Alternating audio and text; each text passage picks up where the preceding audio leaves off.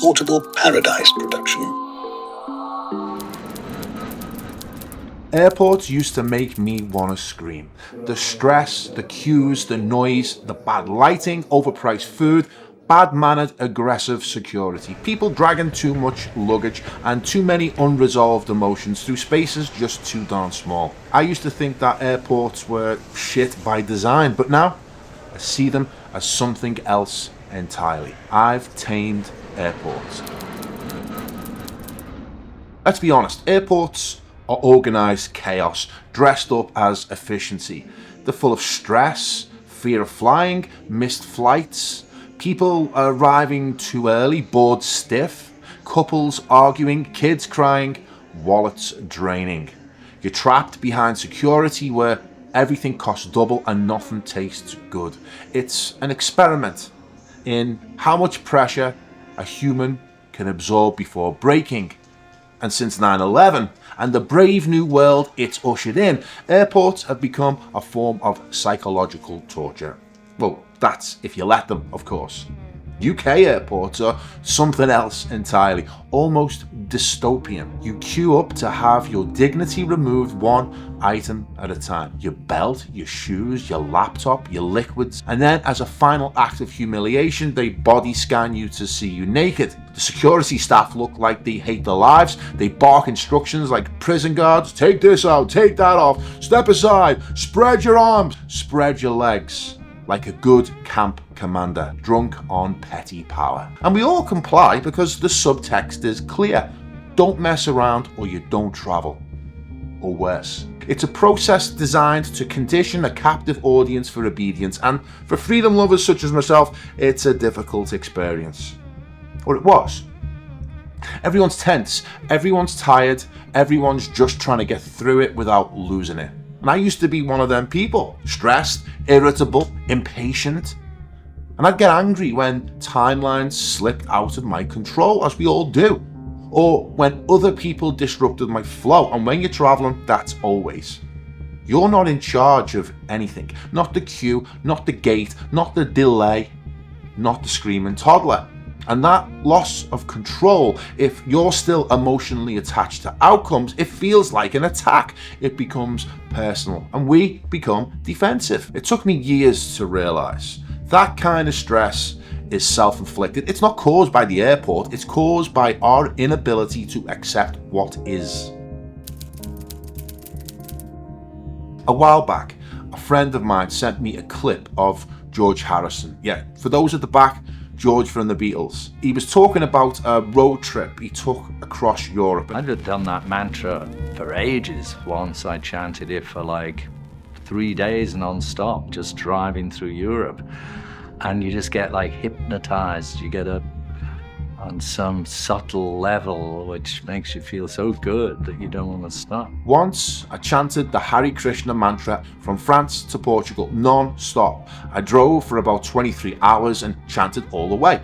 Funny thing was that I didn't even know where I was going. I mean, I bought a map and I knew basically which way I was aiming, but I couldn't speak French, Spanish or Portuguese.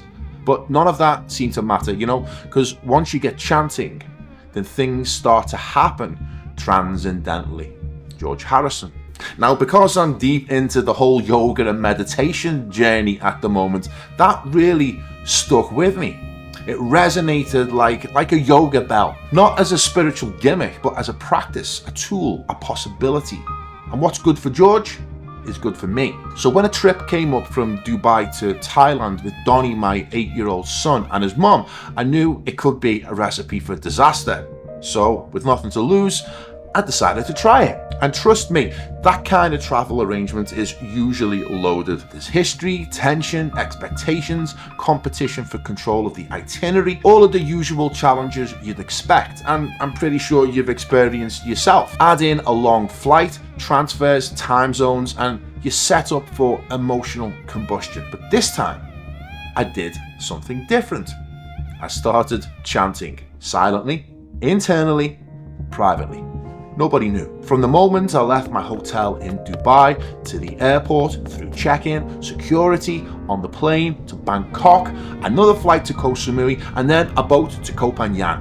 And finally, the truck through the jungle to our Paradise Beach resort. I didn't listen to music or podcasts or videos. I didn't scroll. I didn't distract myself at all. I just repeated the mantra, real music for airports. Hare Krishna, Hare Krishna, Krishna Krishna, Hare Hare, Hare Rama, Hare Rama, Rama Rama, Hare Hare. Over and over and over again, just like George recommended. Something strange happened. I stayed calm. Even when delays happened, even when the boat was late, or when Joe got edgy or Donnie got tired, instead of reacting or overreacting, or worse, losing my temper, I just observed. I didn't detach like a monk floating above it all or anything like that. I was just there. I wasn't triggered. My ego wasn't triggered. It was like having an anchor, a subtle invisible thread that kept me steady in the turbulence. It was a revelation. Since then, I've done it again to prove it wasn't just a fluke. On a solo flight from Dubai to Lisbon, a full 7.5 hours, I went raw dog. I didn't watch a single film. I didn't plug into entertainment, no music, no TV, just water. I alternated between reading the Bhagavad Gita, one of the best books I've ever read, and chanting Hare Krishna internally all the way. All the way. I landed more grounded than when I took off. That's when I realized this isn't just about travel. It's not even about airports. It's about how you can carry yourself through life's friction points, wherever they may come, and come they will, all the time, every day. The Hare Krishna mantra isn't magic, it's not a spell, but it's also not just a sound. Let's go back to George. Mantras are, well, they call it a mystical sound vibration encased in a syllable. They has this power within it, and it's just hypnotic, and it's kind of nice. The mantra is the real thing. It's just vibration, and the whole of creation is based on sound vibration. When you chant it, it's like plugging into the source. George Harrison. It's a pattern, a frequency, a form of spiritual recalibration. It's a technology thousands of years old, and it works. It works because it stood the test of time. You don't need to believe in it. It's not a religion. You just have to do it. You can chant Hare Krishna, or you can chant something else. But Hare Krishna is what I chanted because I was reading the Gita and listening to the incredible George Harrison, a Scouse hero of mine. And the effect is the same, regardless of what you chant. You center your mind and you bring it home. Detach from the outcomes, observe as the watcher, not as the ego being triggered. You create a firewall between yourself and the chaos. Instead of becoming the chaos, you become less reactive, less impulsive, less emotionally hijacked by the things outside of your control. That's what airports taught me. Not how to rush, but how to stop rushing, how to become still without needing stillness around me, how to defeat impatience, because impatience leads to anger, and when we become angry, we've lost the day. You don't have to chant Hare Krishna. You don't even have to chant. But next time you're stuck in a terminal, a train station, on the road, try something different. Pick a word, a phrase, a breath. Stay with it.